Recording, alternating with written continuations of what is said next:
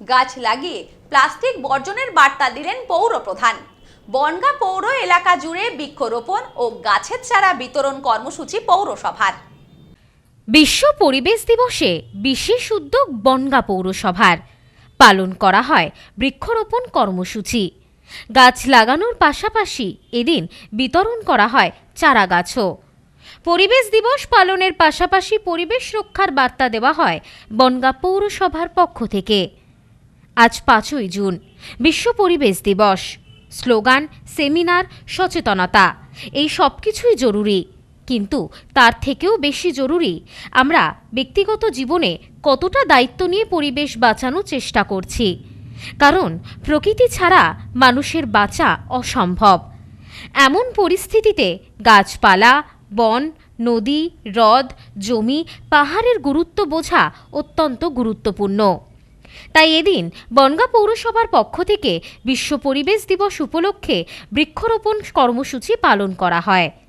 বনগাঁ পৌরসভার পৌরপ্রধান গোপাল শেঠ, বিভিন্ন ওয়ার্ডের কাউন্সিলর এবং পৌরকর্মীরা মিলে এই কর্মসূচি পালন করেন। এই কর্মসূচির মধ্য দিয়ে বনগাঁ শহর জুড়ে প্রায় 500টির বেশি গাছ লাগানো হয় এদিন। সেই সঙ্গে পথ চলতি সকল মানুষকে বিতরণ করা হয় চারা গাছ। পাশাপাশি এদিন বনগাঁর 43টি পুকুর সংস্কারের কাজ শুরু হয়েছে বলে জানানো হয় বনগাঁ পৌরসভার পক্ষ থেকে। এদিন বনগাঁর সাহেব পুকুরের পাশ দিয়ে সারিবদ্ধভাবে বৃক্ষরোপণ করা হয়।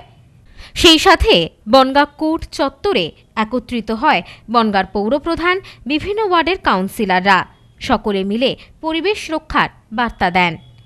এই বিষয়ে পৌরপ্রধান গোপাল শেঠ বলেন, আজ বিশ্ব পরিবেশ দিবস।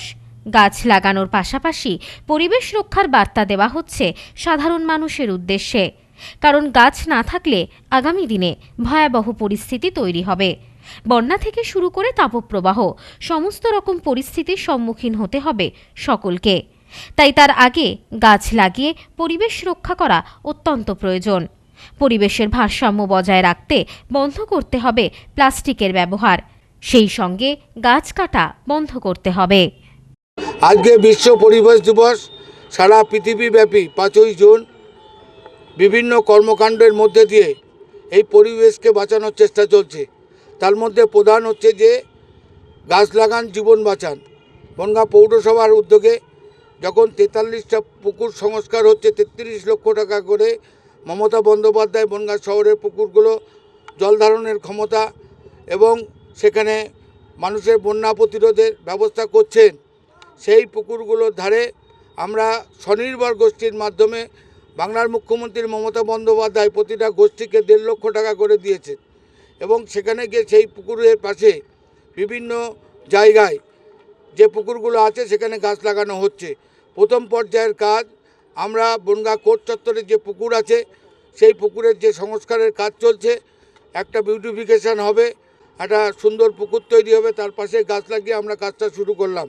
সেখান থেকে মানুষের কাছে আহ্বান রাখছি যে আমাদের কনজারভেন্সি ডিপার্টমেন্ট, আমাদের অ্যানিম্যাল দপ্তর, স্বাস্থ্য বিভাগ যেভাবে প্রত্যেকটা 31,000 পরিবারের কাছে যাচ্ছে, তাদেরকে বলছেন বর্জ্য অবর্জ্য পদার্থ আলাদা করে দিন, আপনার বাড়ি আপনি পরিষ্কার রাখুন, তাহলেই বনগাঁ শহর পরিষ্কার রাখবে।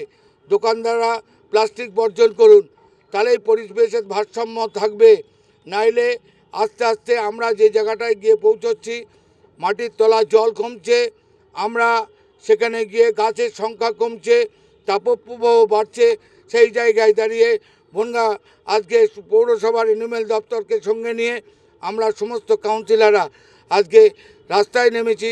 প্রত্যেকের গাছ লাগানোর জন্য আমরা বার্তা পৌঁছাবো এবং পরিষ্কার রাখার জন্য বার্তা পৌঁছানোর জন্যে আজকে বিশ্ব পরিবেশ দিবস পালন করছি। Bureau report, news no man's land, Bangaon. হজ উমরাহের জন্য নিয়ত করছেন, যাওয়ার জন্য বিশ্বস্ত প্রতিষ্ঠান খুঁজছেন? সুপরামর্শের জন্য যোগাযোগ করুন শেখ ট্যুর অ্যান্ড ট্রাভেলসে। Proprietor Azgar Sheikh, office Bangaon Petrapole border. Phone 900 7677 100।